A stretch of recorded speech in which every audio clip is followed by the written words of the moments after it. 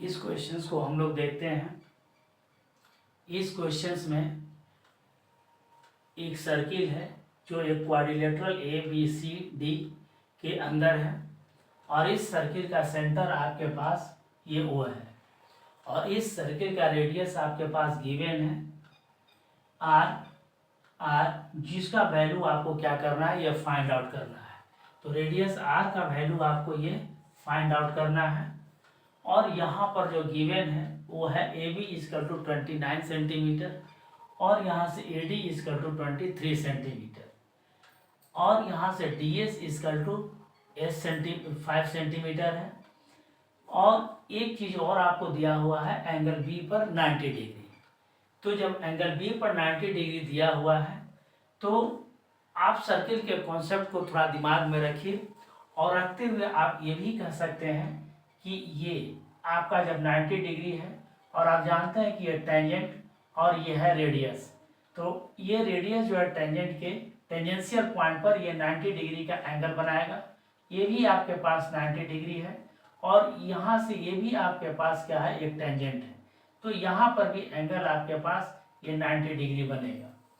तो B P O Q ये आपके पास एक क्वाड्रिलेटरल है जिसमें 3 एंगल आपके पास जब 90 डिग्री है तो ये एंगल भी आपके पास 90 डिग्री होगा, जिसको आप लिखिए। तो इस तरह से ये आपके पास बी पी ओ क्यू ये या स्क्वायर हो सकता है और नहीं तो आपके पास क्या है, ये रेक्टेंगल हो सकता है। लेकिन रेक्टेंगल में दोनों एडजेसेंट साइड आपके पास ये इक्वल नहीं होता है, तो इसीलिए ये आपके पास रेक्टेंगल नहीं होगा, ये आपके पास एक स्क्वायर होगा। इसलिए कि ये दोनों एडजेसेंट साइड आपके पास ये इक्वल है तो ये भी आपके पास आर होगा, ये भी आपके पास क्या होगा, इसका लेंथ भी आर होगा, इसका लेंथ भी आपके पास आर होगा। तो इस तरह से ये डायग्राम में हमने इन सारे चीज़ों को डिपिक्ट कर दिया। अब यहाँ पर आप देखिए, ये आपके पास डी एस इजकल टू जब 5 सेंटीमीटर है तो ये भी डी आर इजकल टू भी आपके पास 5 सेंटीमीटर होगा। तो यहाँ पर क्वेश्चन में ये डी एस इजकल टू या 5 सेंटीमीटर जब गिवन है, सो जो है आप आसानी से लिख सकते हैं ये D R is also equal to 5 centimetre, इसलिए कि इस सर्किल का ये डी क्या है, एक एक्सटीरियर पॉइंट है। तो जब एक्सटीरियर पॉइंट है तो ये टेंजेंशियल लेंथ आपके पास क्या होगा, ये दोनों इक्वल होगा। So you can write easily D S is equal to D R.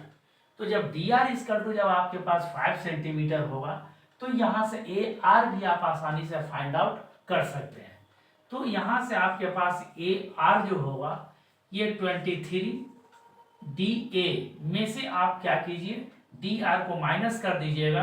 तो डी ए आपके पास 23 है, डी आर आपके पास 5 है, तो माइनस करेंगे तो ये आपके पास ये 18 सेंटीमीटर ये आपके पास आएगा। तो ये आपके पास वैल्यू आ गया ये 5, ये भी आपके पास 5 सेंटीमीटर आ गया, ये आपके पास 18 सेंटीमीटर आ गया और यही 18 सेंटीमीटर आपके पास यहाँ भी होगा।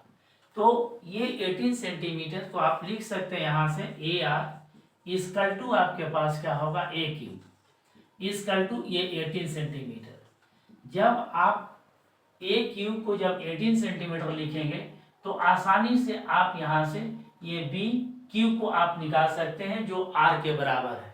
तो आप यहाँ से आप लिख सकते हैं कि नाउ ये B cube is equal to A B minus आपके पास ये ए क्यू होगा और ए बी आपके पास 29 सेंटीमीटर गिवन है, 29 सेंटीमीटर में से ए क्यू आपके पास ये 18 सेंटीमीटर ये माइनस कर दीजिए।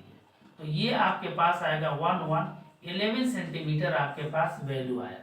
तो ये बी क्यू जो आपके पास आर के बराबर है तो आप यहाँ से लिख सकते हैं आर इजकल टू 18 सेंटीमीटर। तो इस तरह से आसानी से आप इसके वैल्यू को निकाल सकते हैं। आर इजकल टू 11 सेंटीमीटर, ये भी आपके पास 11 सेंटीमीटर, ये रेडियस ये 11 सेंटीमीटर, ये इजीली आप फाइंड आउट कर सकते हैं। तो इस तरह से जो है ऐसे क्वेश्चंस को सोल्व करने के लिए आप इस डायग्राम का मदद लीजिए और इस डायग्राम के थ्रू जो है प्रॉब्लम को सॉल्व करने की कोशिश कीजिए।